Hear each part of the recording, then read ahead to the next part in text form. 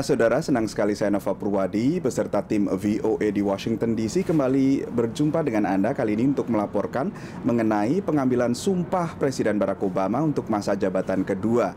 Nah, di belakang saya ini, di gedung Capitol belakang saya inilah Presiden Barack Obama nanti akan diambil sumpahnya, dan banyak warga Amerika datang ke Washington DC khusus untuk melihat langsung pengambilan sumpah yang bersejarah ini. Namun dibandingkan dengan masa jabatan pertama Presiden Barack Obama, tentunya tidak seramai masa jabatan pertama tahun 2009 kemarin yang dihadiri sekitar 2 juta warga Amerika dari berbagai kota.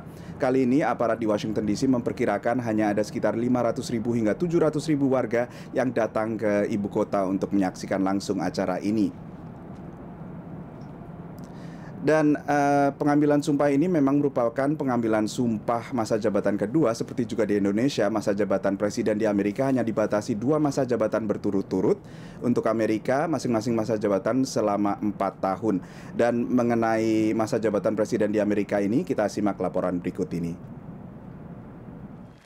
Setiap presiden Amerika, seberapapun berkuasa atau populernya, hanya dapat menduduki Gedung Putih maksimal 2 masa jabatan.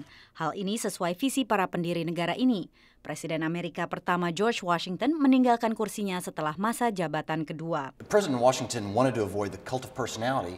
He also wanted to avoid the transition to a monarchy. And if you have a president who can stay in office indefinitely, the fear is that somehow this would become a position for life rather than something that you do to serve the public.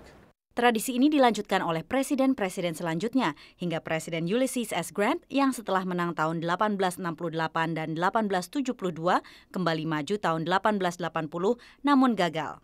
Satu-satunya presiden Amerika yang terpilih lebih dari 2 kali adalah Franklin D. Roosevelt dari Partai Demokrat.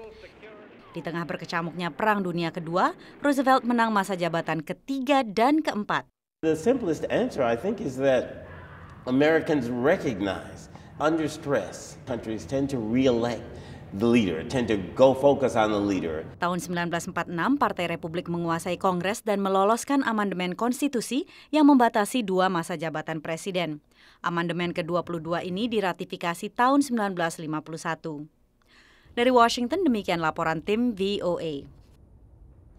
Ya saudara, satu catatan dari para analis adalah pada masa jabatan kedua ini, biasanya seorang presiden Amerika membuat gebrakan karena ia tidak harus lagi menghadapi lawan untuk mempertahankan Gedung Putih dalam pemilu selanjutnya.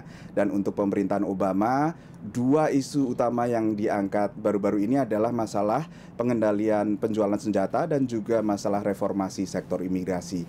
Itu dulu laporan tim VOA dari Washington DC. Kita kembali sekarang ke tim Liputan 6 SCTV di Jakarta.